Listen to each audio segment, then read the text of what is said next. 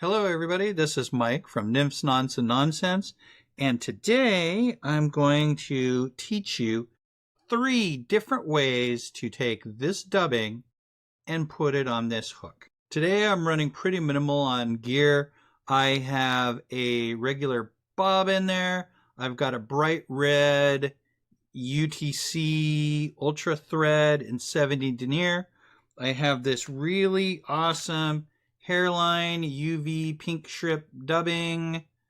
I liked it just because it has contrasting color, but this is what you use on Frenchies to add that little orange glow around the head of the hook. And then the hook I'm using is just a size 10 scud hook. Now, the first technique that most people learn is what we call the dubbing noodle. And in order to make a dubbing noodle, you're just going to wrap that dubbing around your thread. And there are a couple techniques you can use to actually make your life easier. One of those is you can align the fibers. So if you grab and pull apart and then put them together and then pull apart and put them together, it sort of, you'll still have exceptions, but it will make those fibers line up and they'll be mostly pointed the same way. Then you're going to need a little bit of extra thread here. So I pull my bobbin down a little bit, stick that material next to the thread, and then I just roll my fingers back and forth. Okay, so you see, it's kind of like the old joke about playing the world's smallest violin. Well, that's what we do, right? And you just work your way up, work your way down, and roll that onto the thread. Okay, and then once you have that on your thread, you can take it together, 2 fingers together, slide it up, and go ahead and wrap that onto your hook. Okay. Couple things that you notice as outliers. One is that as I started to wrap this, you'll see that it fell off the thread just a little bit right there. Okay? And you can see that there's a little bit of a gap. One of the ways that people can get rid of that gap is if you use some wax, and you can put some wax on your thread before you add the dubbing. That makes the dubbing stick to it better. Some people, like I've never really had much of a problem making a dubbing noodle. I guess I have a little bit of extra oil in my fingers. And one thing that I do is when I roll it between my fingers, I can actually feel the friction and I can feel it getting warm in between my fingers. I think that has something to do with making oil or heating up the material enough to get it to stick to itself. So I've never had a problem with it, but I've seen lots of other people that have problems when they make a dubbing noodle. Another problem that you'll have is on the ends. So right up here at the top, you'll see some material that goes crazy. It's sort of hanging off to the side. And then down at the bottom, I don't think I can pull it up enough to see. Yeah, down at the bottom here, you've got the same thing. You've got this material that sort of clumps out here, and it doesn't really combine very well with the thread. So one of the techniques that you can do is take that and just roll it up. So you just take those loose ends, bend them back up into the body of where the rest of the material is, and then roll those in. And it seems to make that behave pretty well. It's a little bit harder, funny enough, to do on the top.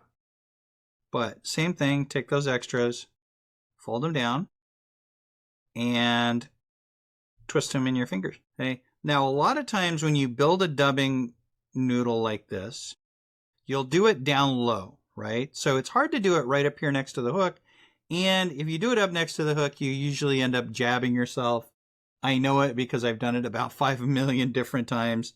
I've poked myself a lot with hooks. That's what happens after 40 years. But you can take, once you made your dubbing noodle, you can actually take 2 fingers and your thumb here, pinch it, and you can slide that material up and down the thread, being very careful, especially when you get up close. All right, but you can take it, slide it up, and now it's placed on there fairly well, and I can go ahead and wrap that and wrap it right next to each other. One trick is as you wrap, and you'll see it started right here, it started to come off of the thread. So one thing you can do is take the bottom and give it a little tug, and it starts to behave. So wrap that, and you can see. Now, one last consideration for this before we get on to technique number 2 is that sometimes you'll end up with the end of that dubbing noodle won't sit very tight. So you have a couple options. The one that I do quite a bit is I'll add extra material, and then you can just take that extra material, give it a little pull, and then wrap over the top of it like it's regular body material. Okay. Then take that extra, take your scissors, and just cut it off. Technique number 2 is the clump and pack. And I actually love teaching people this one because a lot of times they get big eyes and they look at me and they're like, what? You can do that? And yes, in fact, you can. So in order to do a clump and pack, you need a clump. We usually do this with bigger flies and saltwater flies where you have a lot more material and you want a bigger body. But you can take this clump of material, and you'll see it's, if I roll it up, it's maybe the size of a pencil.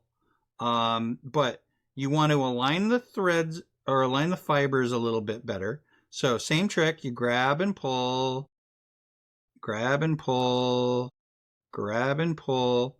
That aligns the fibers a little bit better, right? And you can see maybe a little bit of that where the fibers are a little bit more aligned. Then what you do is you take a clump, and I'll use my left hand. You just take it and grab it in the middle like this.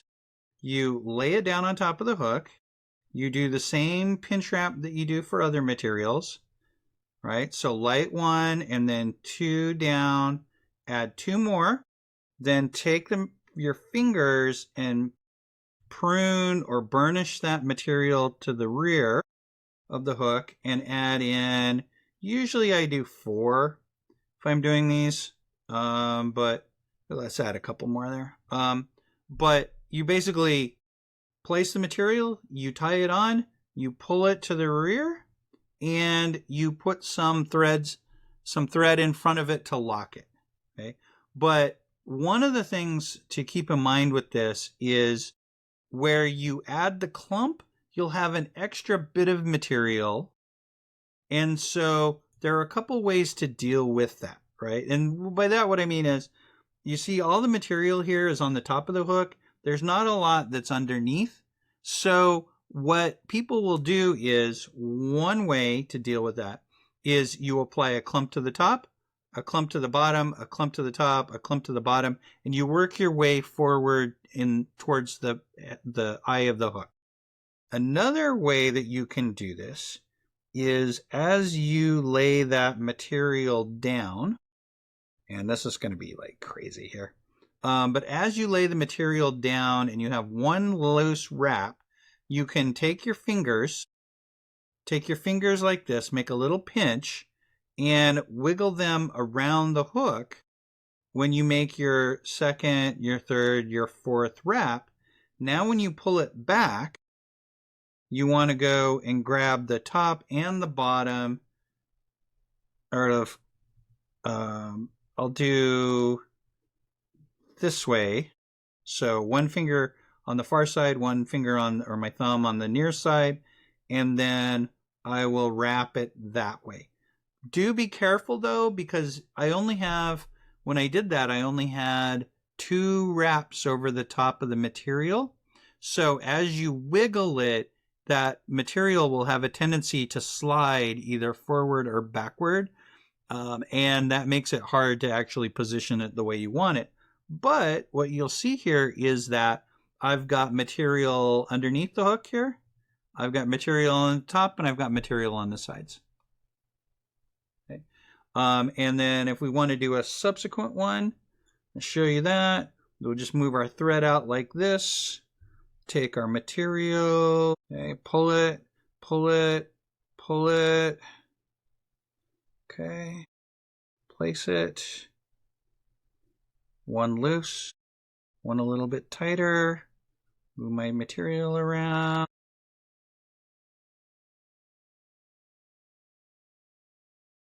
And pull everything back.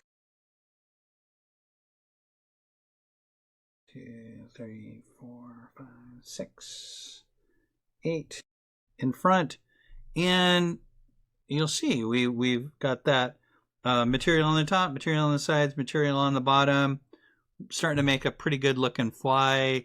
That actually looks like a pretty good egg ball. If I were to take this and then give it a little bit of a trim job, that would make a really, really nice glow ball or egg fly. The third technique that we want to go over is using a dubbing loop. Now, when I use 70 denier thread, which is what I'm using today, I'll actually cheat. I have another bobbin here, and that bobbin has 140 denier, which I will actually use on my smaller flies just to make the dubbing loop. And the reason why is once you'll see this, as you put in the material and you twist it, that adds a lot of stress to the thread. And with 70 denier, you'll end up breaking the dubbing loop sometimes. So I'll actually tie in 140 denier. So in this case, what I did was I just cut off a section of 140 denier. I will take it, add it, just tie it in like it's regular material. Okay, cut off my extra. Take this 140 denier, add my tool. In this case, I have a dubbing spinner. This one's made by Dynaking. You see the logo there. Made by Dynaking, but it just has these two prongs that catch the thread, and it's got a little grip part on it where you can spin it. And then this part right here, the kind of the UFO saucer shape, that is heavy. This is a really heavy piece of equipment for as big as it is. But we're just going to take that, put that on the thread. Okay, so you see that? And we're going to let it hang down and tie this in. If I can become ambidextrous here.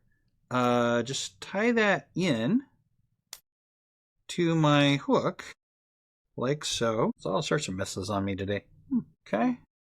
So tie that in like that, cut off the extra, and now I have my dubbing loop put in. Now what you want to do, and you'll see this here, is that this little device spreads. When it has no pressure, the little tongues spread, but as you add pressure here, they come together. Okay?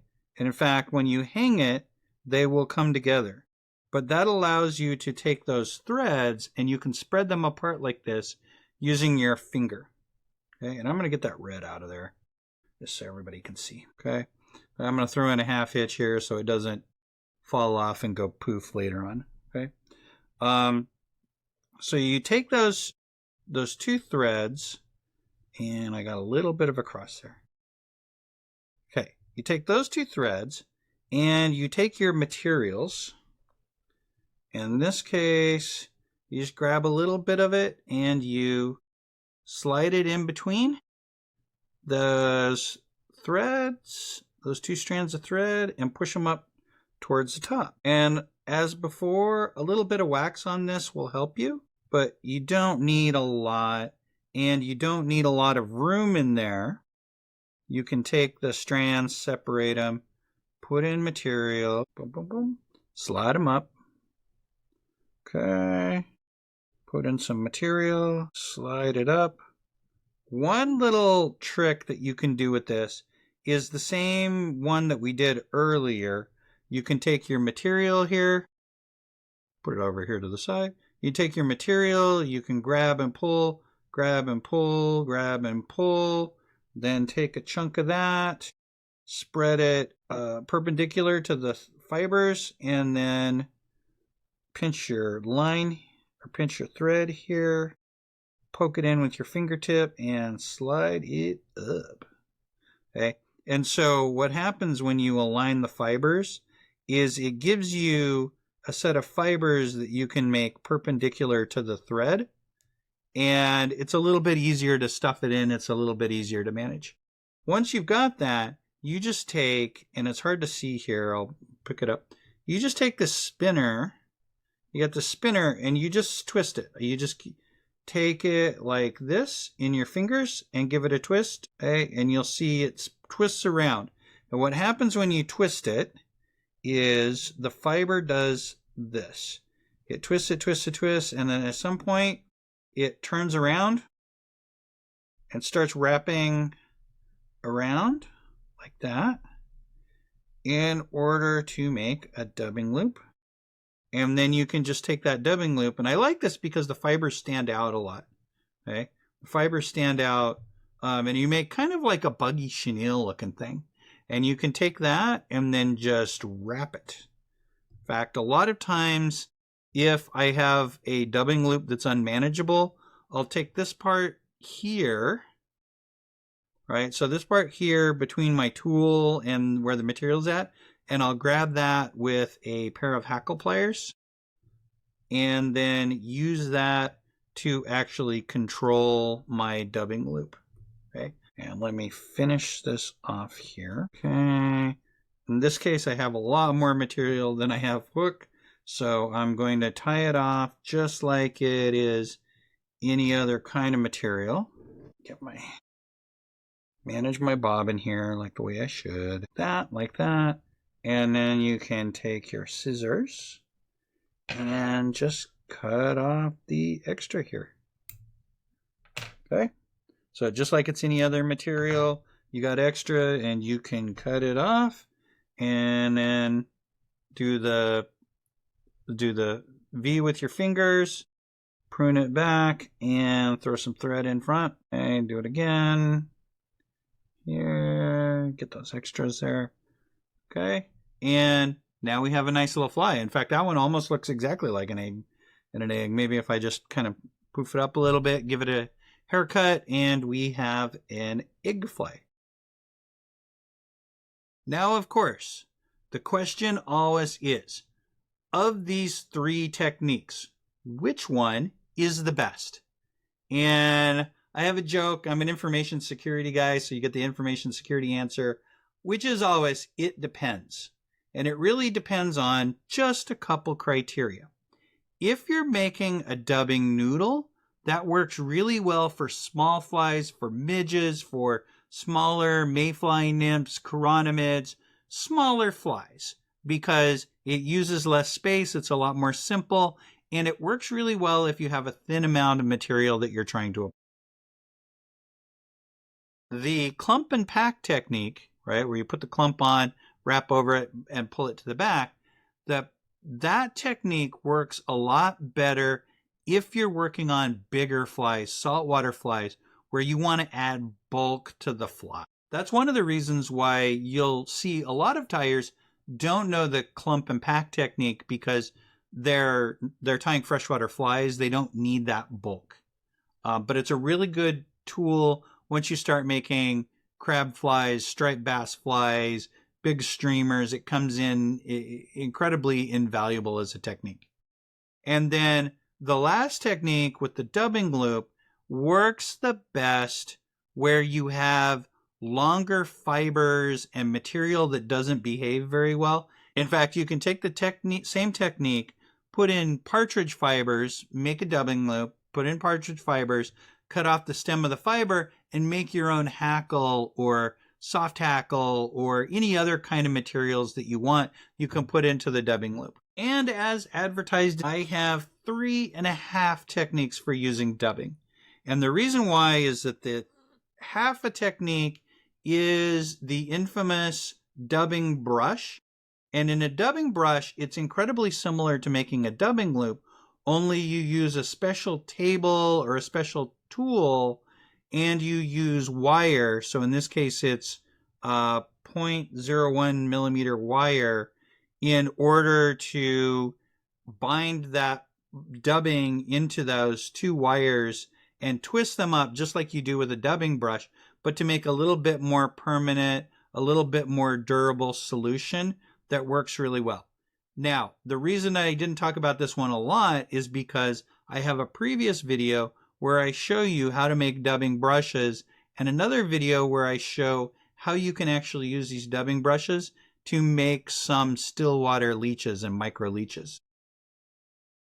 And that is 3.5 different techniques that you can use in order to add dubbing and to tie with dubbing.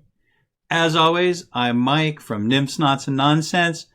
Thank you for watching this video, and I will see you in the next one.